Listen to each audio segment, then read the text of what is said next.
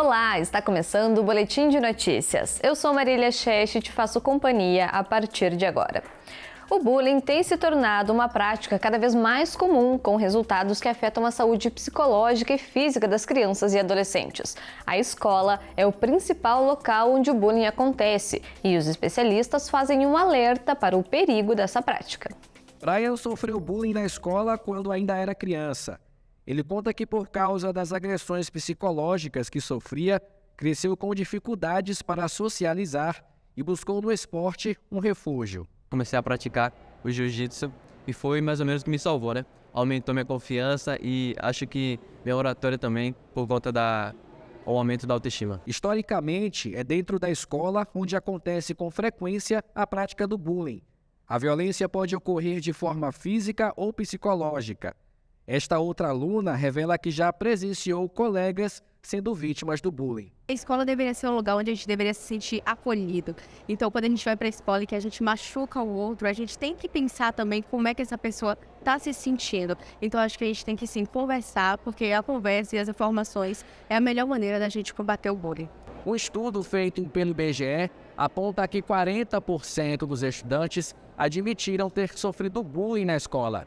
Ainda segundo o estudo, 24% dos alunos ouvidos pelos pesquisadores declararam que a vida não vale a pena após terem sido vítimas do ato. Aqui neste colégio, a coordenação promove ações e palestras para conscientizar os estudantes sobre a prática. A gente traz profissionais especializados com alguns organismos da sociedade em geral que nos auxilia também nessa fala, nesse debate, para que eles possam saber que é um tema sério, que a sociedade também em evidência desse tema, traz esse tema para o debate, para que eles compreendam, para que se evite o bullying, não só dentro da escola, mas como eu acho que a sociedade em geral precisa saber. Esta psicóloga explica quais os prejuízos que o bullying pode causar na vida de uma vítima. Essa pessoa ela pode tanto trazer para a introspecção, né? Ela pode ficar realmente uma pessoa mais reprimida, mais recolhida,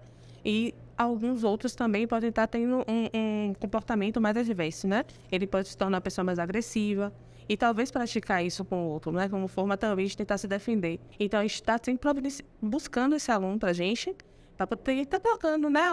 Tendo um momento de troca, de conscientização, de autovalorização, de reconhecimento. E a depender da situação, da gravidade, a gente está encaminhando para um psicólogo. Você vai conhecer agora a história do Iago. Aos 12 anos, ele foi diagnosticado com um transtorno do espectro autista, mas superou seus limites e agora exibe o seu talento. É neste pequeno espaço que Iago faz os seus desenhos. O jovem tem 19 anos e conta que a paixão pela arte começou ainda na infância. Vendo meu tio com 7 anos de idade, meu tio me inspirou a desenhar. Eu ficava vendo o desenho dele. Iago foi diagnosticado com transtorno do déficit de atenção, com hiperatividade e autismo aos 12 anos e, por conta da sua condição, sofreu muito preconceito na escola. Tinha as coisas dele como lápis de cor, que era o que ele fazia quando estava só, quando não era incluído. Aí pegavam dele, escondia, apelido, muita coisa que fez gerar a questão da depressão. Abril é o mês de conscientização sobre o autismo e no dia 15 deste mês é comemorado o Dia Nacional do Desenhista. As duas datas têm um significado especial na vida de Iago. Não é mesmo, Iago? Sim. Para mim, acredito que para muitos artistas deve ser uma honra participar dessa data. Que para muitos eles representar o que eles querem dizer ou representar é muito difícil alcançar, muito mais para quem é de periferia ou quem já teve dificuldade, em meio do caminho do processo para alcançar o sonho. Para custear os gastos com o material usado por Iago, A mãe do rapaz diz que precisa trabalhar muito. Faço faxina, faço cabelo, faço tudo para poder inscrever eles nas feiras, para poder comprar material. Para a dona Meire, Iago é mais do que o orgulho da família. A representatividade dele para mim é isso tudo. É força, é fé, é o saber ser mãe, é o cuidado. É isso que Iago representa para mim. Os óleos essenciais extraídos de plantas possuem propriedades que podem ajudar, de fato, a aliviar o estresse, melhorar o sono, reduzir as dores de cabeça e até mesmo melhorar a saúde da pele. Veja os detalhes na reportagem. Um estudo realizado pela Universidade Estadual do Rio de Janeiro detectou aumento de 90% nos casos de depressão e de 50% nas crises de ansiedade. Os brasileiros passaram a buscar soluções naturais para combater esses sintomas. Ainda de acordo com a pesquisa, uma das alternativas que mais ganhou destaque foi a aromaterapia. Quando você, por exemplo, não sei se você já teve essa experiência quando criança, em que você pegou, sei lá, um hortelãzinho, espremeu ele um pouquinho e saiu aquele cheiro bem gostoso de hortelã. Esse aroma são os óleos essenciais. Então a gente pode fazer isso com um monte de coisa, várias plantas. E quando a gente faz essa destilação, que esse processo em laboratório, e tem concentrado, né, em frascos, esse óleo essencial ele tem propriedades terapêuticas. Então, o hortelã, por exemplo, ele é muito bom para enjoos, para dores de cabeça, ele também é analgésico, você poderia diluir, passar na pele. Então, a gente pode fazer isso com vários tipos de planta. Por ser uma substância natural e volátil, existem várias formas de usar. Uma delas é por via oral, tomando algumas gotinhas.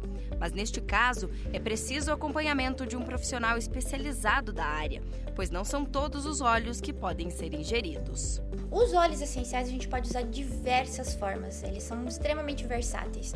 A gente pode usar, por exemplo, usando o mais comum que o pessoal conhece, é que você abrir, sei lá, um frasco, usar por inalação, por exemplo, ou colocar no difusor, que nem esse aqui do ladinho, ou colocar no colar pessoal também, que daí com o calor do nosso corpo ele vai evaporando, vai sentindo o aroma.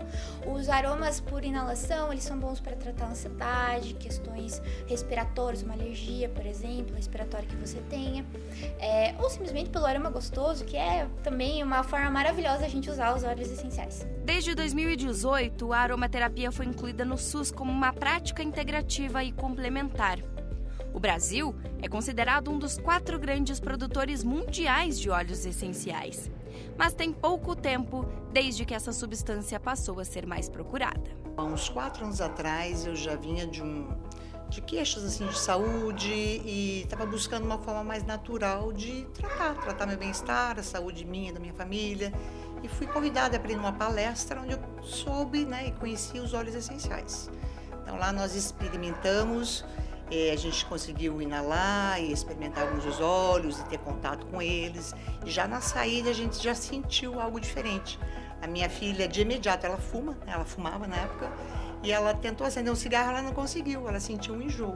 Então ela percebeu que algum dos óleos já tinha inibido essa vontade, a compulsão do cigarro. Então fomos para casa, depois passou um tempo, eu comecei a pesquisar, estudar, ler a respeito, ir atrás do que eram os óleos essenciais e começamos aos pouquinhos introduzindo na nossa rotina do dia a dia. Gente, ter um bichinho de estimação faz sempre muito bem para a família. Mas é quando o casal, por exemplo, não tem filhos, mas tem pets. Como fazer com a chegada da criança? O ideal é conciliar as duas coisas, porque futuramente o animalzinho pode ser um grande companheiro do seu filho e ajudar no desenvolvimento da criança. Esse é o pequeno Joseph Gabriel, de 2 anos e meio, em um passeio matinal com sua fiel amiga Vicky. A cachorra da raça Pug é a mais velha de um trio de doguinhos que já fazia parte da família da Kerly antes mesmo do filho chegar. Eu sou casada há 10 anos e o Joseph demorou 7 anos, então foi uma gravidez esperada. E nesse meio tempo, com 2 anos de casado, o meu esposo quis um cachorrinho e a gente estudou bastante sobre a raça. E aí, a primeira foi a Vicky, 1 ano depois a Pandora, 1 ano depois a gente adotou o Luke, então eram 3. Pets e crianças é uma relação que, na grande maioria das vezes, dá certo. Isso é saudável tanto para o animal quanto para a criança. A gente tem vários estudos que mostram que as crianças evoluem mais positivamente com os animais e os animais também. Geralmente, quando a família já possui um animal de estimação e depois chegam os filhos, é comum surgirem dúvidas quanto à relação do bicho com o bebê. E sabe qual é a recomendação? A gente não pode excluir o animal das coisas que estão acontecendo. Então, assim, eu vou montar o quarto do bebê. Por que eu vou tirar o cachorro de dentro do quarto? Não vou deixar ele entrar? Deixa ele entrar para ele conhecer, sentir os cheiros novos, tudo certinho. Foi exatamente isso que a Kerly fez. A gente sempre botou em mente que nesses 7 anos até a gravidez, eles deram alegria para a gente. Então, por que depois da gravidez a gente ia se desfazer deles? Ter a companhia de um pet ajuda a criança a desenvolver mais rápido as noções de companheirismo, respeito e limites. Com os bichinhos, elas também podem aprender sobre responsabilidade, independência e confiança. A criança, ela desenvolve melhor, porque ela vai aprender que apertar o cachorro pode morder, então ele vai talvez evitar apertar o amiguinho na escola. E tem a questão do seguinte, os animais, eles têm uma vida mais curta do que a nossa. E, consequentemente, eles vão morrer e a criança vai ter que passar por essa fase. Todo mundo quer evitar isso, mas isso é extremamente importante para o desenvolvimento da criança. A relação de carinho que hoje o Joseph tem com os amiguinhos é o resultado de uma convivência que teve início já nos primeiros dias de vida dele e que continua sendo cultivada e incentivada diariamente. A gente sempre ensinou ele a fazer carinho. Na hora de dormir, ele vai dar boa noite, beija a Vicky, né? Então, assim, a gente sempre ensinou ele a fazer carinho, a estar do lado, a brincar junto. Está terminando o Boletim de Notícias. Obrigada pela sua companhia e até a próxima.